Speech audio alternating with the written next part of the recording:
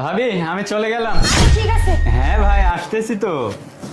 আরে কোনো সমস্যা নেই ভাই, যে আমি আসতেছি। কি ব্যাপার,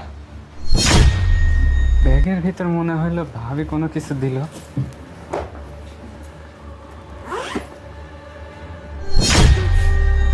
2 লক্ষ টাকা, কোনো তো কাহিনী আছে। যাই হোক, আমি একটা কাজ করি, আমি ভাবির ব্যাগে রেখে দিই টাকাগুলো।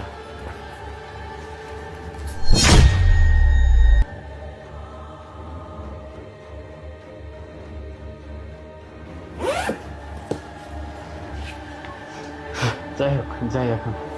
এই দাঁড়াও। কিরে আমিরুল, কি শুনতেছি আমি এটা? তুই আমার ডয়ের থেকে 2 লাখ টাকা চুরি করছিস? আরে ভাই তুই এসব কি বলতেছিস? নিজের বাড়িতে কেউ কি চুরি করে? সেটা তো আমিও বুঝতেছি যে তুই নিজের বাড়িতে কেন চুরি করছিস। প্রিয়াই আমাকে বলছে যে তুই আলমারি থেকে 2 লাখ টাকা চুরি করছিস, তা আবার তোর এই ব্যাগে করে নিয়ে চলে যাচ্ছিস। আরে ভাই তুই এসব কি বলতেছিস? আমি কেন টাকা চুরি করব? আর আমার যদি টাকার প্রয়োজন হয় আমি তোর কাছ থেকে চেয়ে নেব। কি ব্যাপার দেবর, তুমি মিথ্যা কথা কেন বলতেছো? হ্যাঁ, টাকাটা তুমি নিছো যখন স্বীকার করো না। স্বীকার করতে সমস্যা কোথায়? দেখো, কালকে পর্যন্ত এমনকি আজকে পর্যন্ত টাকাটা ড্রয়ারের মধ্যে ছিল, আর যখনই তুমি বের হয়ে যাচ্ছ তখনই টাকাটা উধাও হয়ে গেল। তাহলে টাকাটা তুমি ছাড়া কে নিছে বলো? আরে ভাবি আপনি এসব কি কথা বলতেছেন? আমি কেন টাকা চুরি করব?